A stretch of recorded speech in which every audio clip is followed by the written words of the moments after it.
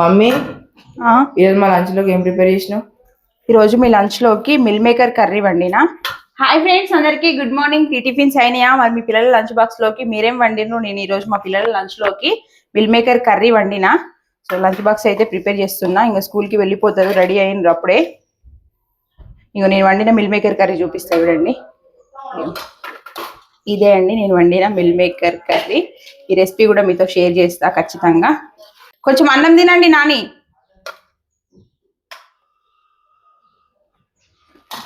వద్దట.